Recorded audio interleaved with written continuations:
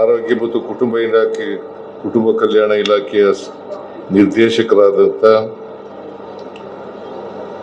Shrimati doctor ರಜನಿಯವರ ವೇದಿಕೆ ಮೇಲಿರ್ತಕ್ಕಂಥ ಎಲ್ಲ ಆಹ್ವಾನಿತ ಗಣ್ಯರೇ,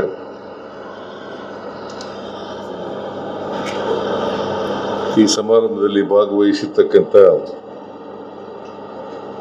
ಆತ್ಮೀಯ ಸಹೋದರ ಸಹೋದರಿಯರೇ, ಮಾಧ್ಯಮದ ಗೆಳೆಯರೇ, ಇವತ್ತು ಆರೋಗ್ಯ ಮತ್ತು ಕುಟುಂಬ ಕಲ್ಯಾಣ ಇಲಾಖೆ ವತಿಯಿಂದ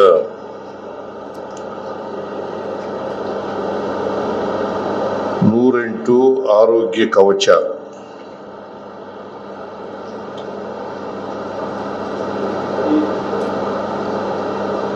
ಇದರ ಕೇಂದ್ರೀಕೃತ ಕಮಾಂಡ್ ಮತ್ತು ಕಂಟ್ರೋಲ್ ಸೆಂಟರ್ ಲೋಕಾರ್ಪಣಾ ಕಾರ್ಯಕ್ರಮ. ಈ ಕಾರ್ಯಕ್ರಮದನ್ನ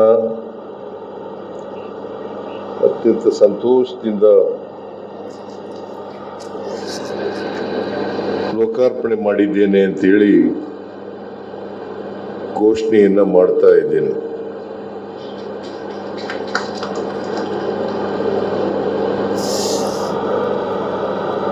ಇದು ಇಡೀ ದೇಶದಲ್ಲೇ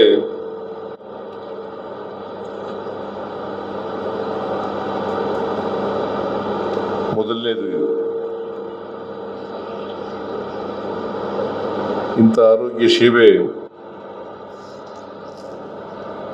ದೇಶದ ಯಾವ ರಾಜ್ಯದಲ್ಲೂ ಕೂಡ ಇಲ್ಲ. ಕರ್ನಾಟಕ ರಾಜ್ಯದಲ್ಲಿ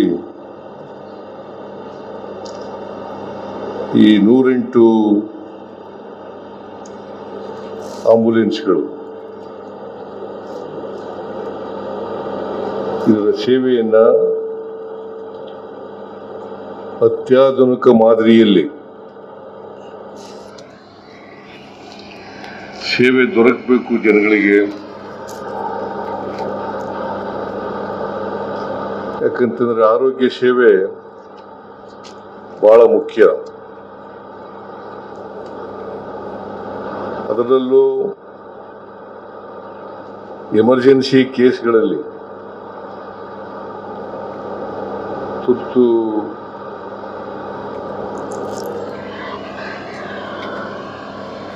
ಕೇಸ್ಗಳಲ್ಲಿ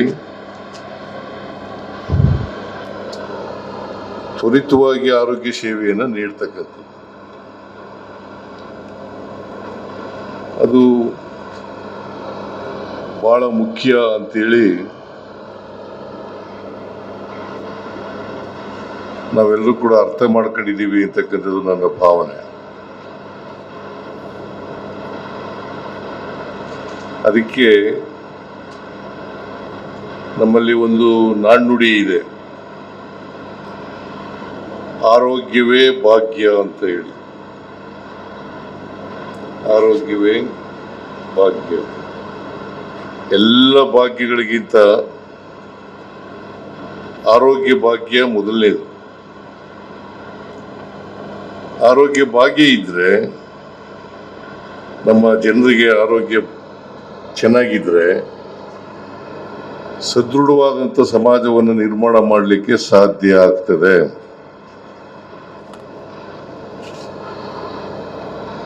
ಹೇಗೆ ಆರ್ಥಿಕ ಸಾಮಾಜಿಕ ಬೆಳವಣಿಗೆ ಸಮಾಜಕ್ಕೆ ಪ್ರತಿಯೊಬ್ಬರಿಗೂ ಕೂಡ ಬೇಕಾಗ್ತದೆ, ಹಾಗೆಯೇ ಆರೋಗ್ಯ ಭಾಗ್ಯನೂ ಕೂಡ ಬೇಕಾಗ್ತದೆ.